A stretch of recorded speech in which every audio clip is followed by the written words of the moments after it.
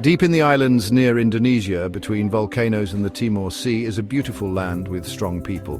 This is East Timor, also called Timor-Leste, a country building its own way after a long, hard past. East Timor is like a hidden treasure waiting to be found. Its story is one of strength, showing how people can overcome tough times and look forward to a better future. East Timor's history is full of colonialism, being taken over, and finally freedom. But through it all, the people held on to their traditions, their love for their land, and their hope for a good tomorrow. Come with us as we explore East Timor, its exciting history, vibrant culture, and the strong spirit of its people. East Timor is on the east side of Timor Island, the biggest of the Lesser Sunda Islands. The Savu Sea is to the north, and the Timor Sea is to the south. Indonesia is to the west, reminding us of the country's shared history. The island has tall mountains, green valleys, and beautiful coral reefs. Mount Ramelau, East Timor's tallest mountain, is covered in forests. These natural wonders are not just pretty, they are important to the Timorese people's beliefs and culture. East Timor's history remembers colonialism. The Portuguese came in the 1500s wanting sandalwood and spices. They ruled for centuries, changing the country's language, religion, and culture. You can still see Portuguese influence in the Catholic religion, the Tetum language, and old buildings.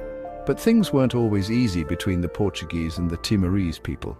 There were times of fighting and rebellion. In the middle of the 1900s, many countries wanted independence. East Timor wanted freedom too, but it was a long, hard fight. In 1975, East Timor declared independence from Portugal. But Indonesia quickly invaded and took over. Many bad things happened during the occupation, like human rights abuses and attempts to erase Timorese culture.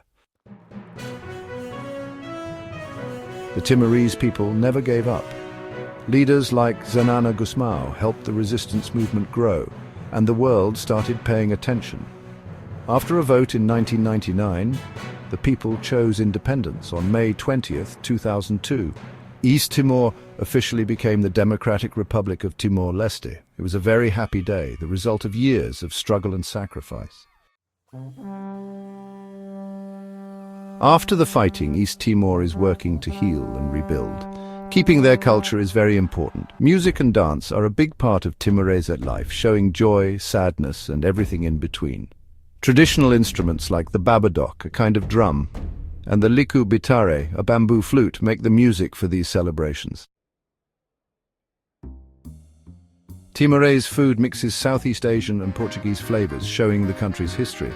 They eat rice, corn, and fish, with lots of spices and herbs.